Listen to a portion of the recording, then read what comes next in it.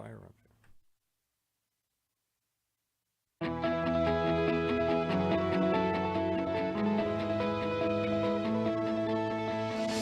Hey, welcome back, everybody. It's time again for another episode of OC Spotlight. The one show, the only show that shows you the most interesting people doing the most amazing things right here in our own backyard. And every week I say, I think I got it. I got one I've never heard before. This time it's true. We have with us to describe what I've never even thought of as a business of mobile gift wrapping, the woman who's put this on the map and is not doing it for, we're talking about famous celebrities and corporations and everything here, through her company, NIFTY Package Company. Welcome, if you will, the founder, Michelle Hensley. Welcome. Hello. Hi, Paul. Thanks for having me. Mobile gift wrapping. I didn't go to college to be a mobile gift wrapper. We got to break this down. How in the world did you come up with this idea that there was a need for mobile gift wrapping? So should I tell you the story beforehand or just that particular part? Because it's part of a bigger story. Let's tell the story. You and I've spent half an hour going through the story. I can't believe the story. Let me just summarize some of it, and you can pick up where I didn't get it right or missed some things. Perfect. You got a couple of master's degrees, like all boomer women today, and then you became a stay-at-home mom. Yes. Because you're married to a pastor. Right. And the pastor dies. He passes away in his 50s. Now what do I do? Do you go back to your masters and do something, or do you recreate yourself out of this horrible tragedy, the phoenix that rises out of this here? Pick that up. That's pretty much what happened. I was a pastor's wife and homeschooling children. Most of them were getting ready to launch, or a few were already married at that time, but I still had two in high school. And so that was our major dream, is to raise good children. So we brought them home and homeschooled them when it wasn't necessarily popular. Right. But we just felt that that was the right call for us. Anyway, and I was a counselor, so I have a master's in counseling. And I did everything pro bono. At that time, I was running a local nonprofit, feeding the working poor, those who... Because you're a pastor's wife. This is what you're supposed to do. Right. Right. I really enjoyed that. And raised our family around that. Anyway, as a counselor... Was this here in Orange County? Or Orange County. Okay. Yes, in Orange. And it grew from $5 in an envelope to feeding 73,000 people a year. There was quite a need during those years, as we discussed. Did you ever meet, we've had him in here so many times, Chef Bruno from the Anaheim. Right, the White House. White House. And same thing, kids are knocking his back door. He has this heavy Italian accent. He's like, what do I do? Yeah. Feed them.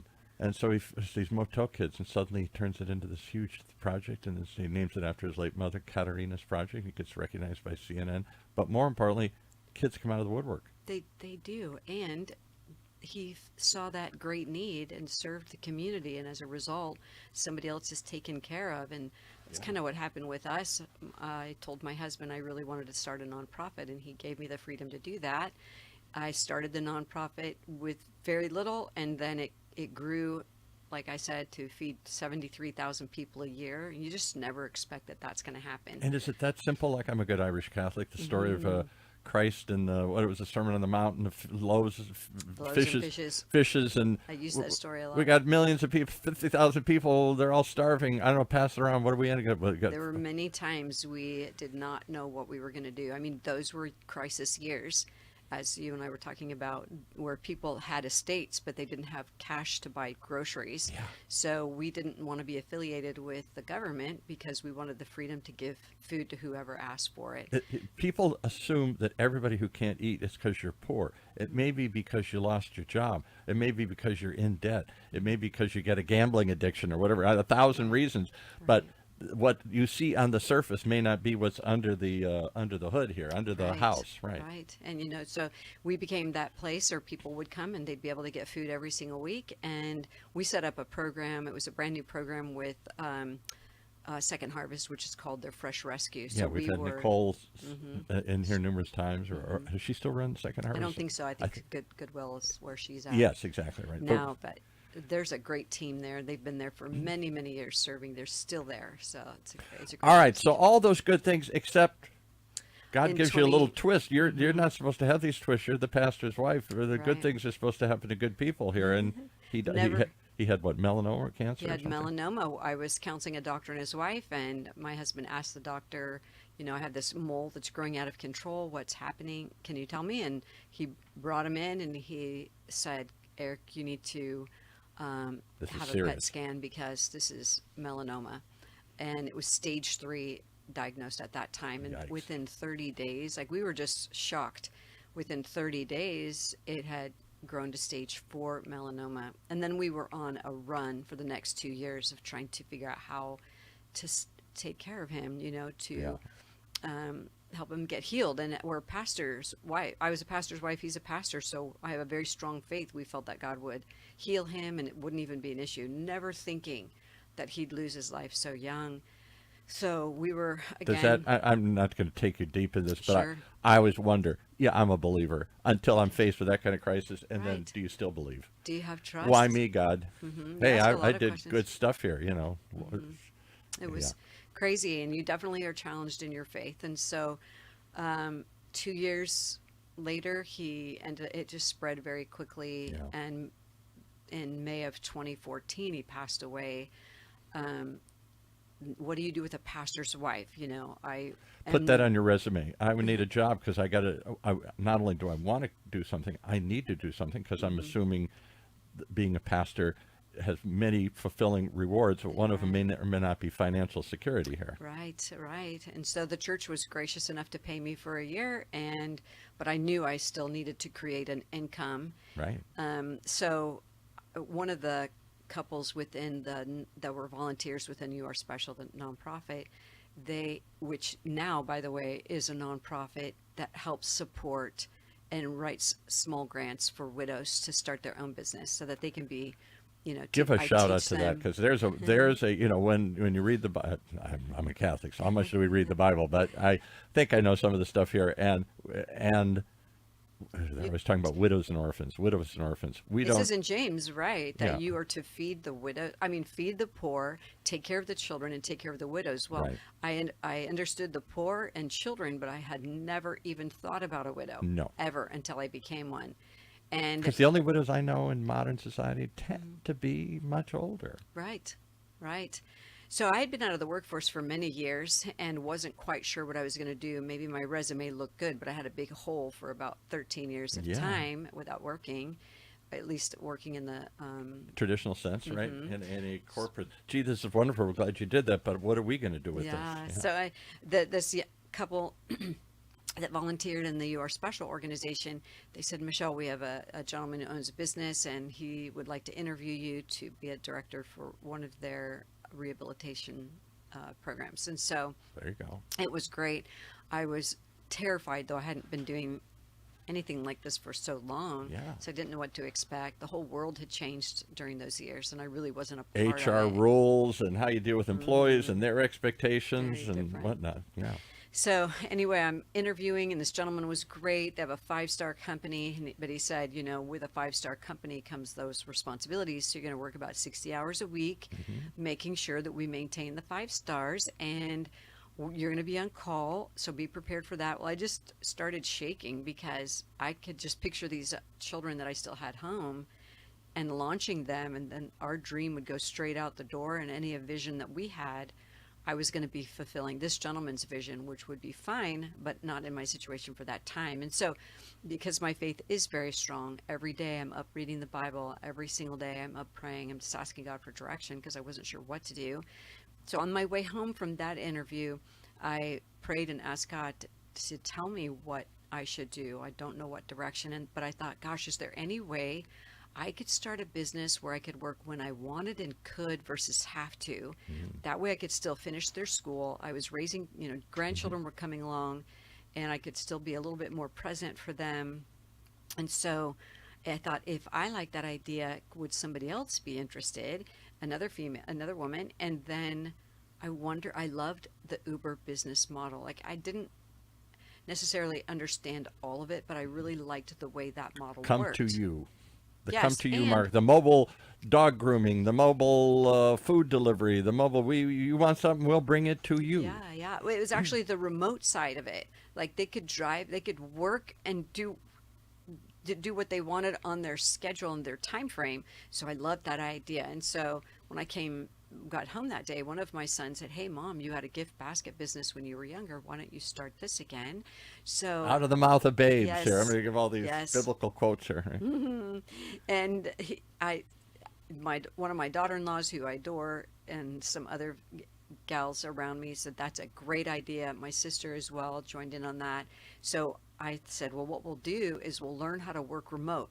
You work in your house, I'll work in my house. I don't know how we're going to do it because I don't have all that figured out. Right. I knew nothing. I am that type of person who tends to launch and then learn. Okay. So that's exactly what You're I a did. boomer. That's what we've all done our whole lives You're here. right, you're right. We'll figure it out later. Fake So- it till you make it. Took a room out of my house and turned that into a business room and started building baskets. And then over a period of years, we began to really understand how we could work remote. And like you said earlier, people were thinking that your business may not work. I was told the same. So, Michelle, that's not going I to work. started this It's a podcast. basket business. It's a dumb business. It's a crazy business. It won't work. My business was a dumb business. 15 years later, it's still a dumb business. Yeah.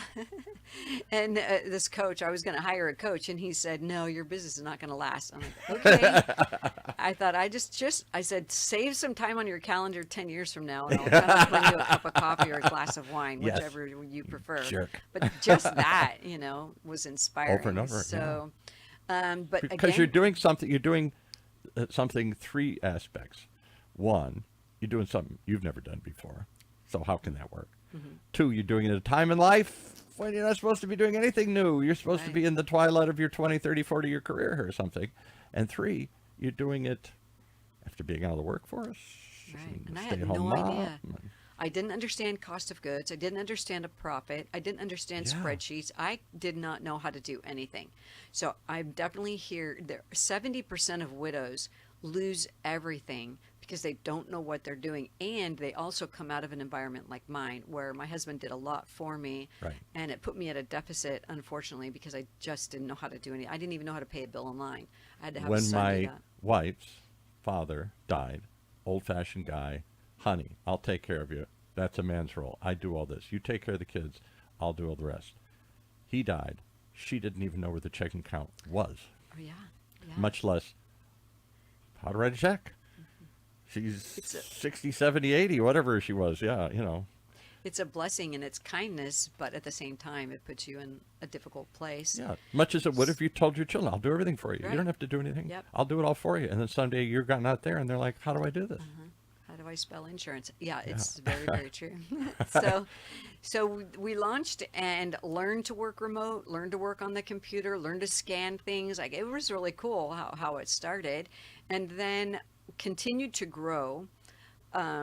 Developed the first part of the brand, and that was the gift baskets. Now, you got to stop there because you say, it's just I love this story. So we started in a garage and now we're $1 billion company. And when they call us Amazon or something. I know it's I talk me through, how do you grow a business like that? Who do you call up and say, hey, you need any gift wrapping? Or do you run ads? Or do you go online? Or it's just word of mouth? We didn't do any of that, and we hadn't done the gift wrapping yet. At this point, it was just gift baskets, and Oh, it I was see. word of mouth. And then I was networking, so These I are had to kind of learn. luxury gift baskets. And you'd find the items and you put them together and what this is then given away by a company as a gift. Thank you. And Right. Or somebody orders it and you start putting it online and then you're taking pictures. There's a lot behind all that. Right.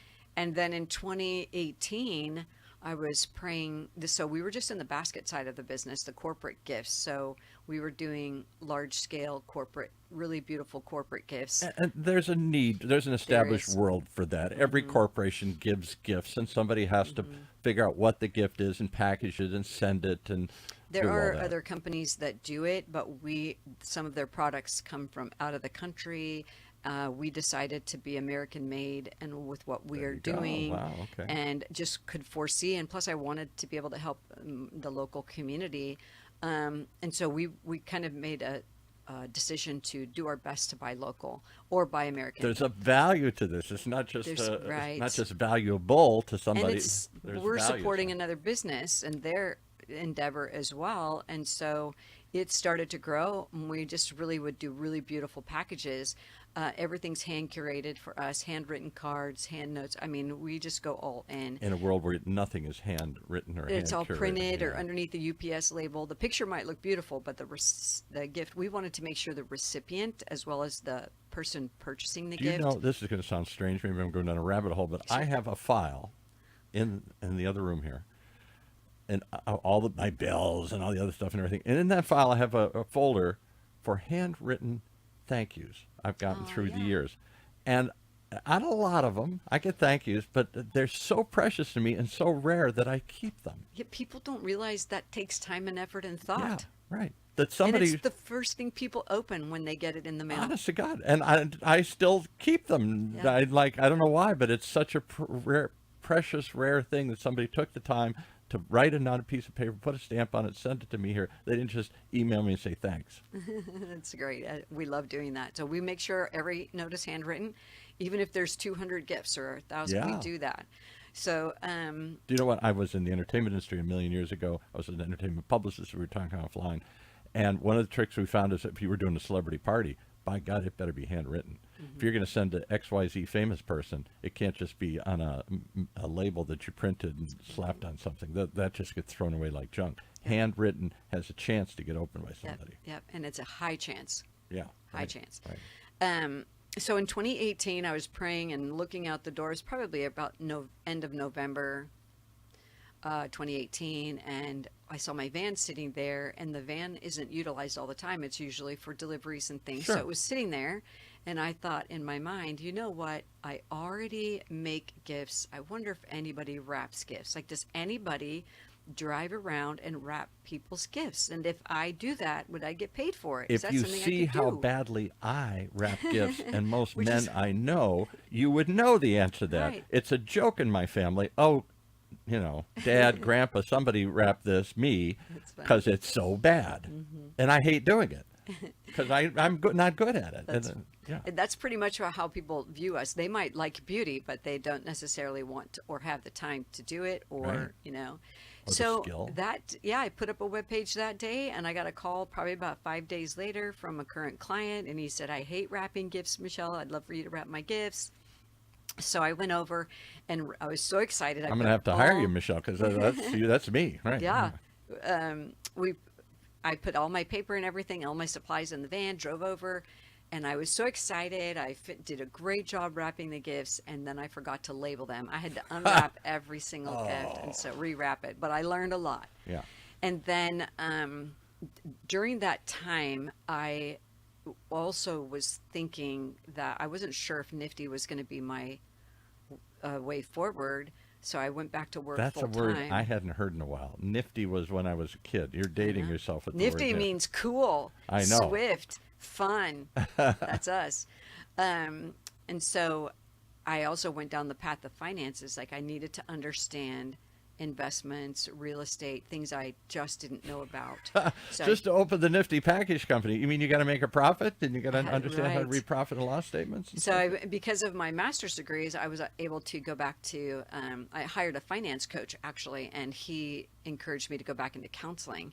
And I just did not want to go back into counseling. It's very difficult. It's a pathology. You have to go back and help this person figure out things where you It's got to be coach. draining too. It's got to be very draining. And it's expensive, and there are a lot of regulations in California, so you can be at a real deficit here as a counselor. And so he said, "Why don't you become a coach?" I didn't know what a coach was at that time, so I studied that, and I said, "This is something I want to do." When I was homeschooling my children, I made sure everything was mission driven. Besides them passing all their classes and taking their state exams, I wanted to make sure they had a mission. And so I made them write mission statements out and letters Oh, to my their goodness. children every year. I never wrote a mission statement in fourth grade. I was just, can I They get through did. this? Yeah. And I kept them all. And so that when they had babies, I could read at the baby shower, I could read See, the there story. was some purpose. All right, I'm going to jump through a little of this because we're Go almost ahead. running quick and out of time. Yep. Somewhere along the way, now you made a giant other leap that the whole audience is going to go, what? So first we got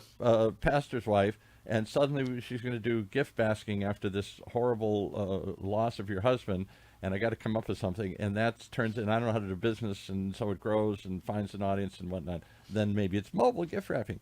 Oh, God whispers in your ear and something happens here.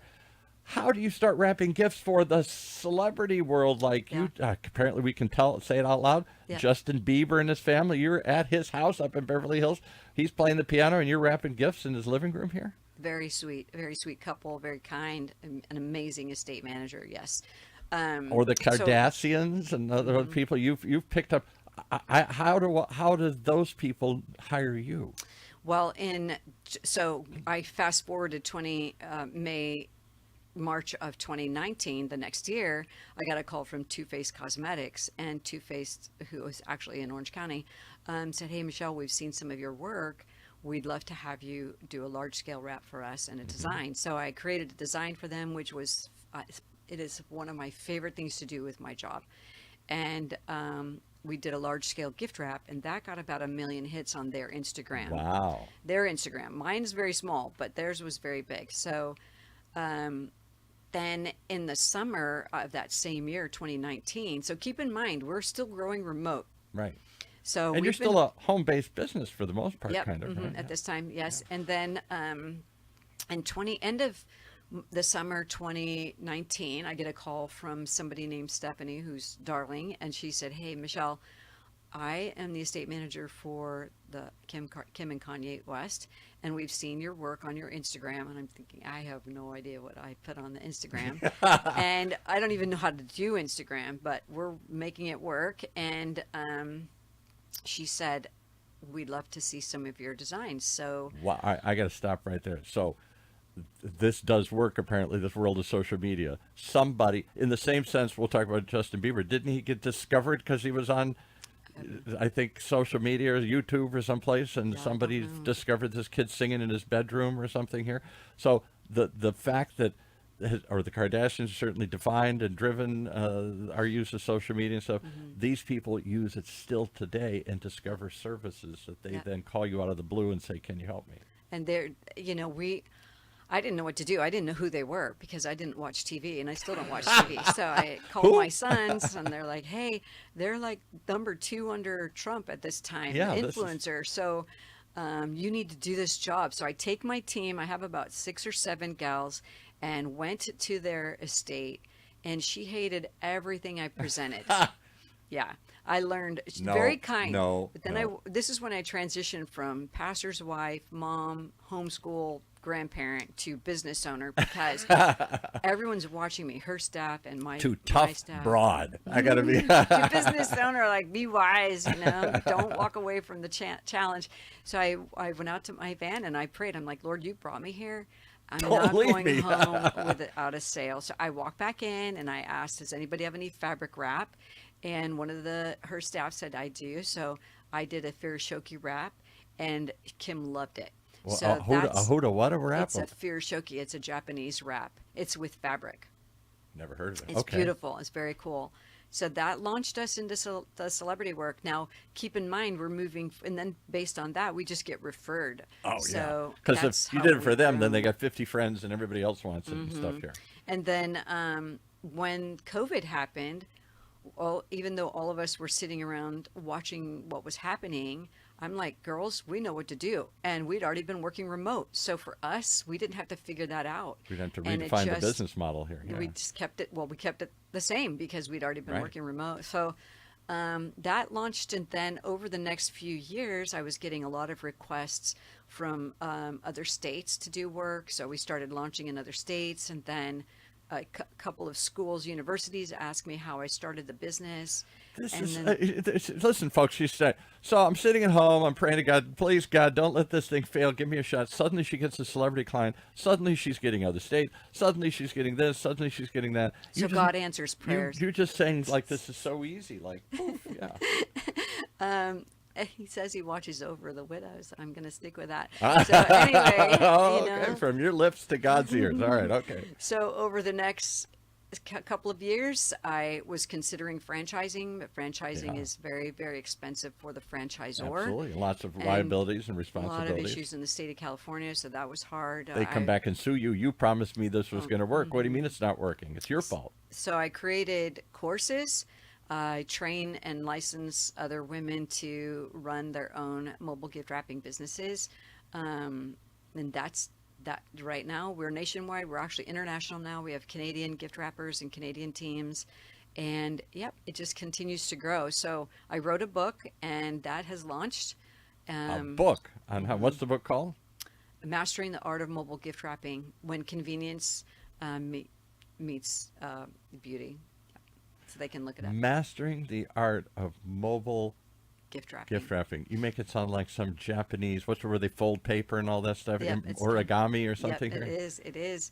But it's an incredible business opportunity, and it's new. It's one of those New? things I that's didn't even know this never category right. existed. Yeah, exactly. Well, we're the largest in the nation, and we wrap all over. So women Wow. work for me in different states, and it's a great side hustle. And it's kind of a piecemeal thing. So it comes in and you Yep. pass it out to Yep. people who That's how are it works. doing a few and a few and a few. We're going back to the 1800s when there weren't factories, where we didn't bring people in the factory. If you made garments or you did sewing, it was piecemeal. It was a cottage industry for little cottages, people working in little cottages all over the place. And we wrap for Ferragamo, Van Cleef and Arpels, Coach, Oh. Versace, the Houston Texans, which was very cool and fun, and then the Clippers. We've wrapped for a lot of major companies: at you. Meta, Google, Stoney. Look at you. So Right. what would you say to somebody? I'm going to go back in time. That woman, that business coach said, this ain't going to work. What would you say to that, or to other women or other widows or other people in general who have some crazy idea that comes out of no place? Maybe it's divine inspired. Maybe it's just a pure accident. And everybody says, dumb, don't do it. I would say launch and learn. Like start it and take baby steps and do what you can every day towards your dream and your vision.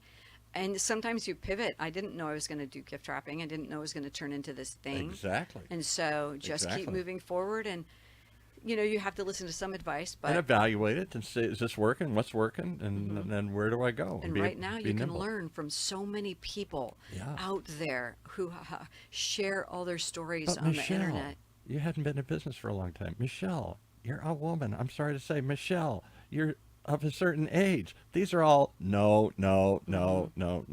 We had a woman here the other day who was the head of Girls Inc. Oh, yeah. Girls Inc., big charity. They do after-school programs with all sorts of people trying to just teach girls you can be more than you think you are. And I said, that's still a thing, isn't it? She says, oh, yeah. And she says, tell me your story. I grew up in Santa Ana, poor, medium student, go to my counselor. What do I do? He says, get a job. She says, I want to go to college. He says, no, come on. It ain't going to happen. You don't have the grades. You don't have the interest. She says, I want a new counselor. Ah, that's great. And she goes and gets a new counselor, and she does go to school. She does work her way up. She does all these things, and now she's the CEO of this giant, huge charity. And I said, what if you had listened to that no? She said, Yeah. thank God I didn't. Thank God I didn't hear. Right? Yeah. So it's been. Because I don't it's think been God's frustrating. telling us to no. Somebody else is telling us. Some other part of our brain's telling us. Does God say, no, come on, don't do that, Michelle? It's hard because you have a passion for this thing that you believe in, and there are rough days, there are hard days, and can you handle the pressure? Can you handle the stress? And sometimes it's incredible because we do a lot of volume during And a the lot of fourth people quarter. around telling you, no, Yeah. don't, can't. And somewhere you got to say, yes, I will. Well, you did, and you've turned it into a big business. And the name of the company is NIFTY Package Company, nationwide, handling major brands, major celebrities, Justin Bieber and his family, the Kardashians, some others. Oh, my goodness. You literally sit in the house and I'm trying to wrap my head around you sitting and there's Justin playing in the piano, and you're like on the floor wrapping stuff for him. That's how it is. Yeah. I want to see that image. That's a TV There's- show I want to watch. All right, and plus big brands and all this. Where do you go from here? The sky's the limit? Worldwide? Well, eventually, I'd love to sell the business, like I told you earlier. Yeah, my that's what goal. you and I both started. I'm like, how do we sell these things we create? Yeah, but franchising and licensing are my thing right now, and people can find me at michellemhensley.com. Michelle, say that again. You said it so fast. Michelle. Sorry, Michelle M. Hensley. They have to put the M in there. Your middle initial. And Hensley is Hensley. Yes. And Michelle can be 100 ways spelled. It's with 2 L's, right? Yes. M-I-C-H-E. They can buy the book on Amazon. They can read a lot of blog posts. I've been in several articles and things like that. And I just do it. It's a great business for women over 50. Really, really good. Because we have a lot going on. Ride the silver tsunami. Yes, exactly. Jump on board. The waves are up. Surf's up. And we're all surfing much farther. Because the good news is, in our generation, we're going to live to be 100. Really? Or is that the bad news? What am I going to do with all that time? How am I going to pay for it? How am I going to stay healthy during that period of time? Well, a lot of question marks about good and the bad. So the opportunities are, I sometimes wonder if senior citizen centers shouldn't also have entrepreneurial I think places. totally. Yeah. I think the colleges should all have one. Thank you. We had I'm quickly trying to find her card here, who is the chancellor for the South County Community College District. She oversees both Saddleback and Irvine Valley College. And sorry, I'm blanking on her name right now here. And she said, we're trying to figure out what is the future of education. And I said, it ain't just kids. It's boomers. Yep. People going back to school, not just for fun, but maybe to start learn a skill, a new skill, something that can be applicable to today. Exactly. And she was very intrigued about this. She said, we've investigated that, hearing more and more of that. Maybe you don't go to college once in your life, maybe go to college twice in your life. To start, and at the end to reboot, rethink, and reimagine yourself. We had John Hernandez, the president of Irvine College, but I'm trying to think of sorry. Nope, you were good. She's going to yell at me now here. I can't think of her name. But yes, there is an opportunity there, and you grabbed it and took advantage of it. One more time, how do we reach you? Are you open to mentor other women, or am I asking too much here? Absolutely. I have a coaching program and can help get somebody launched in their idea. It doesn't have to be mobile gift wrapping. Yeah. They can find that information also on that same site. And then NIFTY Package Company is the business where the baskets, and we do really beautiful gift baskets as well as Juliana Barnes. Somebody texted it to me. Juliana Barnes, thank you for saving she is the chancellor of the South Orange County Community College District. I'm going to send this to her. Say there. She should hire you and put you on staff. I think she should. I believe in boomers. I believe in all people being able to do whatever they may want to do, but skill yourself. I just skill myself constantly. Right. Learn what I don't know, or find someone who does, and they can help you. And there is no age when that has to stop. I mean, maybe physically you reach a point, I can't do something. My mother had Parkinson's or something before she died. Okay, maybe that's a limiting factor. But even still, we tell ourselves this linear life that we've all been taught to live.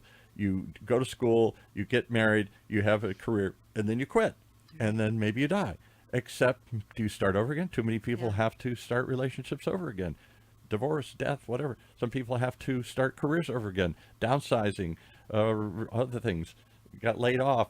We don't seem to be in a linear cycle anymore here. We seem to be. I agree. Yeah. And I think there are encore jobs, as we talked about. Yeah, second act, careers. third act, right. Well, you're living proof of all that. Anybody want to talk about any of those things? This is the woman to call up. Any other ways to reach you? Email, anything else? Email Michelle at niftypackage.co, and feel free to call me. The phone number's on there as well, 714-863-6058. I'd love to talk to you or help you. We're going to bring out lots of new directions and new thoughts to you here. If God opened the door, maybe we can push it open a little wider here for you here. All right, thanks for coming on today. What an amazing story.